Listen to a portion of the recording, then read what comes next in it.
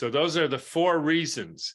And I think it's also the time to stop thinking of these illnesses, these situations, these stories as specific diseases. They're not. They're your individual story. And therefore, it's up to you to figure out which of these components. Did you fall off a horse? Do you eat crappy food? Are you injecting yourself with poisons? Do you believe in make-believe way of seeing the world and think that things that happen to you have no relation to how you live or how you think or what you feel or what happened to you or anything like that? It's up to everybody who's sick to take an inventory, and maybe hopefully with somebody who can help you with this, to find out which individual factors are at play with you in your situation.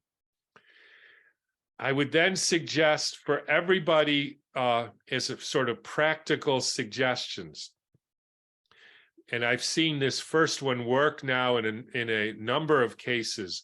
The first thing, if I was practicing medicine now, is I would tell everybody who's sick, who claims they have such and such ovarian cancer, Hashimoto's, rheumatoid arthritis, hyperthyroidism, to not use that phrase in your vocabulary ever.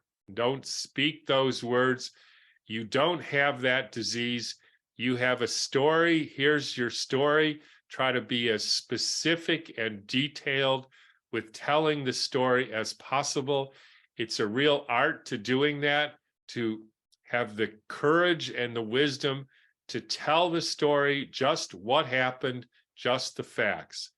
And one of the first steps in that is getting rid of the vocabulary that I have hyperthyroidism, I have Graves' disease, I have an autoimmune disease. You could say that part of your story is that my thyroid puts out too many hormones, if in fact that's the case. But even that is complicated because it might be making hormones to stimulate your metabolism because you need to lose weight, for instance. So your body is saying, well, this person has a sluggish metabolism and they're not being protected, and so they're gaining weight, which isn't good for them. So I'm going to turn up the thyroid, make more thyroid hormones, and that will help stimulate their metabolism so that maybe they lose weight. That could be the story.